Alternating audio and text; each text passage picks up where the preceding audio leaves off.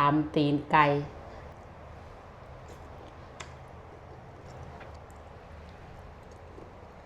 เล็บมือนางสวัสดีค่ะ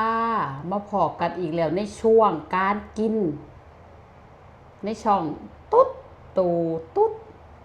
มื้อนี้พามากินตำตีนไก่ตำตีนไก่อีกแล้วกินเลยตรงเบาหลายโอ้ยซ่อนโอ้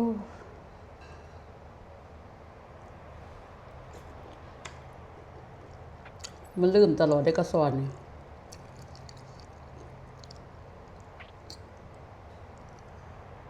ตีนไก่หรือเล็บมือนาง